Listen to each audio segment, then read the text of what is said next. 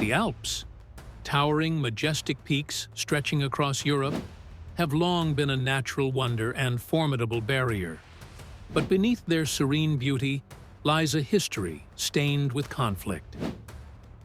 Today, we delve into a fierce and tumultuous episode, the Germanic Wars of the Republic. As we journey through this turbulent chapter in history, we will uncover the factors that ignited the battles, the strategic maneuvers across these rugged terrains, and the legacies they left behind. To set the stage, we must travel back to the final century BCE, a period when the Roman Republic was expanding rapidly.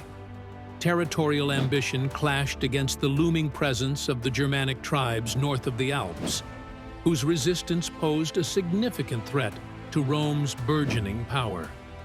The tension erupted into a series of conflicts that would test the might of the Roman legions and the resolve of the Germanic warriors. The Germanic tribes, an assemblage of fiercely independent people, presented a formidable challenge. Comprising tribes like the Cimbri, Teutones, and later the Suebi, they were not just warriors, but a culture rich in tradition and loyalty. Their tactics relied on the familiarity with unforgiving landscapes, a sharp contrast to the disciplined ranks of the Roman legions. The series of confrontations known as the Cimbric Wars marked the beginning of the bloodshed. Around 113 BCE, the Cimbri and Teutones began migrating southwards, driven by factors historians still speculate on, possibly climate change or pressure from other tribes. Their arrival at Roman frontiers triggered alarm. What followed was a saga of defeats and victories, tactical genius, and bloody skirmishes.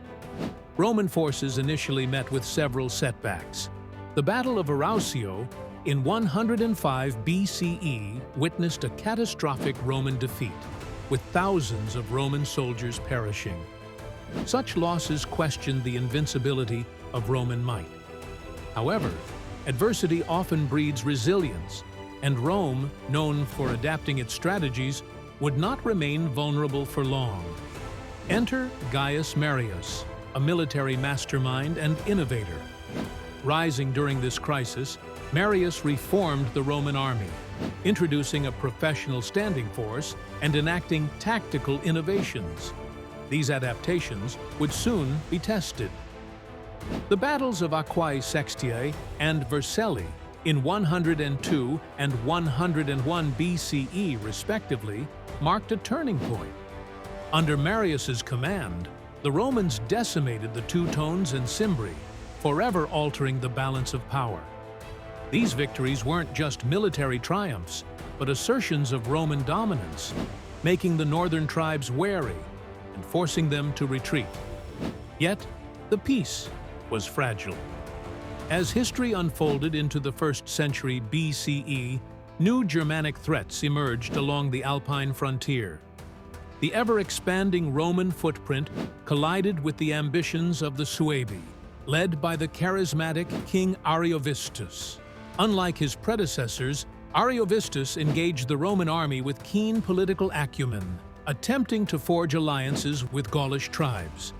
In 58 BCE, an encounter that would echo through antiquity unfolded. Julius Caesar, then proconsul of Gaul, faced off against Ariovistus near the Rhine.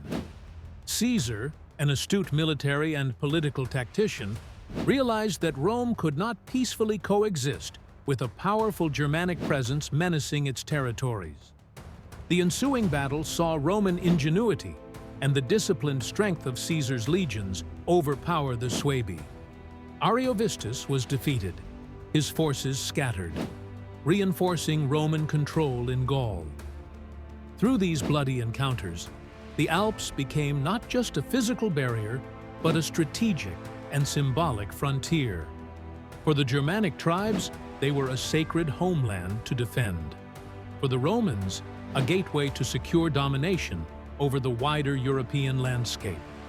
As we draw this poignant saga to a close, it's essential to reflect on how these Germanic wars shaped cultural and political trajectories on both sides of the Alps. The ferocity of those battles forged a legacy of Roman military doctrine that persists as a benchmark in tactical warfare. For the Germanic tribes, their defiance preserved cultural identities and sowed seeds of future conflicts, which continued into the era of the Roman Empire. In the end, the sharp peaks and deep valleys of the Alps stood as silent witnesses to these wars, a reminder of the relentless human spirit struggling for dominance, survival, and identity. As we ponder the blood spilt in these mountains, we are left with the realization of history's power to mold both conqueror and defender alike. The legacy of these conflicts remains a testament to the indomitable will of humanity and the ceaseless march of civilization through time.